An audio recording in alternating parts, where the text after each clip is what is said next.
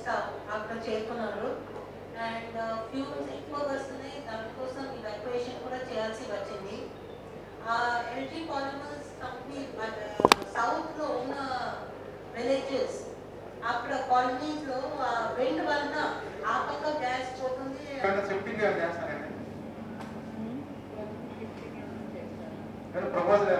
అది మేము చెప్పాం కదా, ఒక్కొక్క సిచ్యువేషన్ ఇది ఇన్సిడెంట్ ఎందుకు జరిగింది, ఈ ఫ్యూచర్లో such a situation should not arise, and ఇంకా ఏమేం ప్రికాషన్స్ తీసుకోవాలి, ఇండస్ట్రీ ఇక్కడే ఉండాలి లేకపోతే షిఫ్టింగ్ ఉండాలి, అన్ని అడ్వైస్ వాళ్ళు రికమెండేషన్స్ ఇస్తారు, దాని ప్రకారం యాక్షన్ అయితే. వైజాగ్ సిటీలో మొత్తం టోటల్ అన్ని గ్యాస్ కంపెనీసే ఉన్నాయండి సిటీలో, రిసోర్సల్ ఏరియాలో.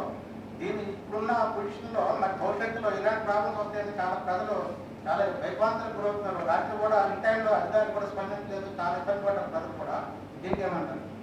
ఐ సెడ్ ఈ కమిటీ ఉంటాయి కదా, ఫ్రమ్ సమ్ టైమ్ యాక్చువల్గా నిజం మాట్లాడితే కొన్ని నెల ముందే మనకి ఆనరబుల్ చీఫ్ మినిస్టర్ ఏం చెప్పారు, మనకి ఈ వైజాగ్కి మొత్తం మన సిచ్యువేషన్ చూడాలి, అందుకనే ముందు ఈ industry this was far from the main city, కానీ ఇప్పుడు మన మెయిన్ సిటీ ఉన్నప్పుడు వెదర్ ద ఇండస్ట్రీ ఇది ఎట్లా సిచ్యువేషన్ ఉండాలి, whether we should have more stricter guidelines for pollution control, లేకపోతే hazardous situation కి రాకూడదు, దానికోసం I think the entire thing మేము ఎగ్జామిన్ చేస్తాం. మేడం మీరు ఇప్పుడు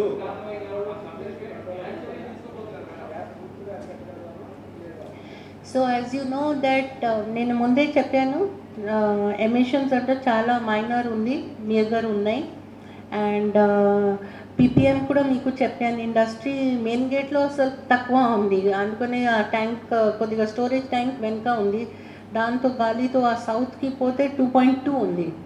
యాక్చువల్లీ హెజార్డస్ అంటే చాలా హై లెవెల్ ఉండాల్సి ఉంది, ఏదైనా 2.2 కూడా ఎందుకు ఉండాలి, 0 వస్తేనే మేము సేఫ్గా చెప్తాము. కానీ మీరు చెప్తున్నారు కదా ఫైర్ కానీ అట్లా ఆ డేంజర్ లేదు.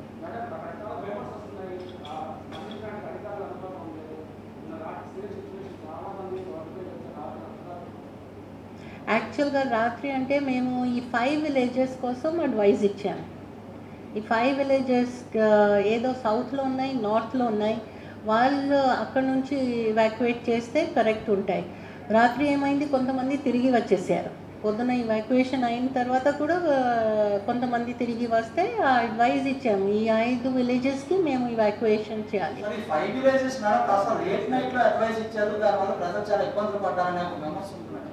యాక్చువల్లీ మార్నింగే చేసాము, సౌత్ది విలేజెస్ మార్నింగే చేసాము, నార్త్ ఇదే అయిపోయినాయి. మన ఇన్ఫర్మేషన్ ప్రకారం సిపి గారు fully they have been evacuated.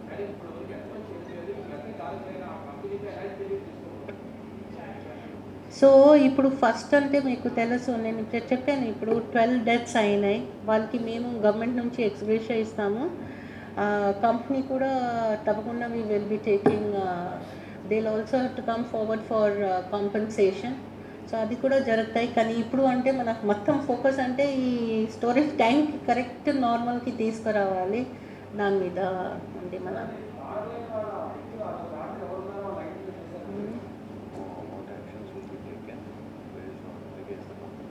అది తీసుకుంటాం కదా, ఉంటాయి అది అంటే డెఫినెట్గా అక్కడ పీపీఎం 0 ఉంది.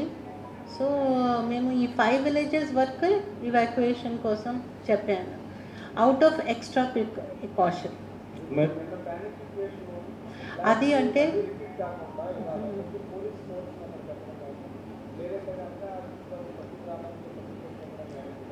నిన్న కూడా యాక్చువల్లీ నిన్న కూడా పికెట్ పెట్టారు, అందుకనే ఈ నిన్నది ఆ 150 degrees సెంటిగ్రేడ్ టెంపరేచర్ వస్తే మేము ఎక్స్పెక్ట్ చేయలే కదా, అంటే తెలుసు situation is not fully stable. ఆ 150 degreesలో మళ్ళీ మనకి ఎందుకు ఎవరికి ప్రాబ్లం చెప్పి ఆ 5 విలేజెస్ మీద కాన్సన్ట్రేట్ చేశాను.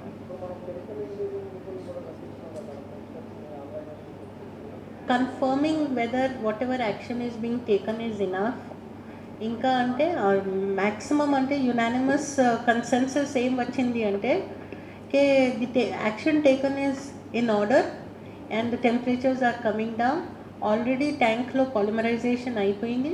ఇంకా ఇది వస్తే చాలా మియగర్ క్వాంటిటీస్ ఆఫ్ ఫ్యూమ్స్, అది కూడా గ్యాస్ ఆ వాటర్ కలిసి బయట వస్తాయి.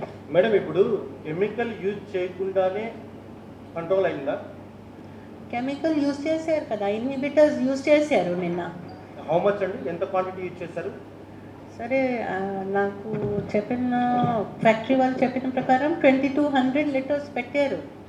ఓకే, ఎంత ఎమిషన్ వచ్చిందండి బయటకి? Is it 3 tons or 30 tons or 300 tons? ఆ ఎమిషన్ అంటే మేము ఈ పీపీఎం ప్రకారం మెజర్ చేస్తున్నాము. మరి ఎంత ఆ పీపీఎం అంటే నిన్న నుంచి మేము మొదలు పెడితే ఒకసారి 50 పీపీఎం కూడా వచ్చింది ఫ్యాక్టరీ గేట్కి. ఇప్పుడు నిన్న ఆఫ్టర్నూన్ నుంచి రెగ్యులర్గా మేము మెజర్ చేసి పోతున్నాము. ఇప్పుడు ఫ్యాక్టరీ గేట్కి యాక్చువల్లీ 0.1 దాకా వచ్చేసింది. అట్లా కదా మేడం, ఎమిషన్ ఎంత వచ్చిందనేది పీసీబీ వాళ్ళు ఆల్రెడీ మీకు ఒక ప్రిలిమినరీ రిపోర్ట్ ఇచ్చుంటారు కదా, అదే ట్యాంక్ నుంచి ఎంత వచ్చిందండి, ఎంత రిలీజ్ అయి ఉంటుంది gas? That will find. Our quantity has not been shared with us. That will be coming in due course. What we are monitoring is parts per million ambient air lo ee emissions valla parts per million ఎంత ఉందన్నది we are obtaining hourly reports, as the Chief Secretary said. Volume of the gas released since 3:45 on 7th, we will request the factories, they must be already having the report. We will take it and share it with the meeting. Styrene ఎంత ఉంది ఎయిర్లో, that is an indication of the safety. దాని impact ఎన్ని రోజులు ఉంటుందండి? It is already controlled or in the process of the control? అంటే 120 degrees centigrade ఉంది కదా హీటింగ్. సో వాళ్ళు స్లోగా ఇంకా it is already on the downward trend, the temperature of the boiler. 40 hours It will come down even further. అంటే 90 degrees కంటే తక్కువ వస్తే మేము ఇంకా చెప్తాము. కానీ పీపీఎం వరకు అంటే 0 అయిపోయింది ఆల్మోస్ట్. అవర్లీ రిపోర్ట్స్ తీసుకుంటున్నాం. అంటే 7 ప్రాంతాల్లో వెంకటాపురం గ్రామంలో మెయిన్ విలేజ్ మీకు తెలిసిందే, అక్కడ 2.2 ఉంది. 0 ఉన్న విలేజెస్ స్పెసిఫిక్గా మీరు అడిగింది వేపగుంట 0 ఉంది. ఇది 4ంటికి ఉన్న ఫిగర్స్ అండి. మాకు అవర్లీ రిపోర్ట్స్ 5ంటికి 6ంటికి ఇంకా మాకు రావాలి, మీటింగ్ టైంకి తీసుకుని రిపోర్ట్స్ చెప్తున్నాం. వేపగుంటలో 0 ఉంది, పెందుర్తి రోడ్ పాయింట్లో 0 ఉంది, ఇండస్ట్రీ మెయిన్ గేట్ దగ్గర 0 ఉంది, ఇంకా 0.3 వెంకటాద్రి నగర్లో ఉంది, 0.1 గోపాలపట్నంలో ఉంది, జనతా కాలనీలో 0.2 ఉంది. What about BC colony and SC colony? We will include that also, but అంటే అన్ని విసినిటీలో ఒకే చోట తీసుకోవటం కన్నా ఇండస్ట్రీ గేటు వెంకటాపురం ఎందుకంటే మెయిన్ ఎపీ సెంటర్ కాబట్టి తీసుకుంటాం. కొంచెం స్పేసింగ్ ఇచ్చి ఆ చుట్టుపక్కల నైబర్హుడ్ని కవర్ చేసాం. We will include SC colony and BC colony also. Near approximation ఇవే ఉంటాయి. ఏదైనా Venkatapuram ppm parts per million.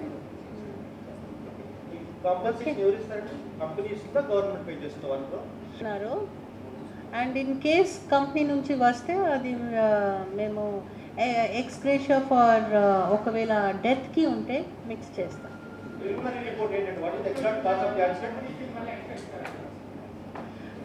ఈ హాస్పిటల్ కానీ ఈ 10,000 కానీ దీనిలో మిక్స్ చేయము, అది మేము సెపరేట్గా ఇస్తున్నాం. ఒక డెత్కి మేము అనుకున్నాము, ఒకవేళ కంపెనీ ఇస్తే మేము దానిలో మిక్స్ చేస్తాం, చూస్తాము అప్పుడు. అంటే we don't want to actually మేము అంటే we don't want to make anybody suffer. State government honourable chief minister is very clear on this point. So అది కాంపెన్సేషన్ ఇచ్చాము. ప్రిలిమినరీ రిపోర్ట్ ఆఫ్ అది చెప్పారు కదా వాళ్ళు, there was some auto self polymerization which was going on in the tank. Adi this committee will also investigate. ఆ inhibitor అంటే finally ఆ temperature 100 పైన అయింది కదా, వాళ్ళు వాడుకోలేకపోయారు. ఏదైనా వాళ్ళ polymerisation was already over. So please understand that. And that is being used for other storage tanks. What Chief Secretary was trying to tell you was, every deceased person will be paid a compensation of 1 crore. Now, the compensation that we are discussing with the company will be as per certain guidelines. That discussion has been initiated. Definitely they have to compensate not only for the deceased, but for the treatment of the sick people and for the kith of kin of the deceased people also. There is no compromise on that. But immediate relief company toti first priority of the government is to bring the situation under control, number 1. Number 2, the inquiry is underway, the reasons will be established. Number 3, this is not the time to divert the attention of the company and discuss compensation. Still emissions, although at low levels, are going on, so we will bring the situation to control. Definitely, based on the report, they will be taken further action and the compensation will be decided as per the rules. There are rules for every kind of disaster. A company will have to compensate. అందులో ఏమాత్రం ఆలోచన లేదు. CM గారు చెప్పిన 1 crore కాంపెన్సేషన్లో company as per rules ఎంత ఇవ్వాలో అది మినహాయించి మిగతా balance amount government will be paying. That is the clarity CM గారు నిన్న మీకు ప్రెస్లో during the review meeting he has already given. Oh, thank you. Thank you.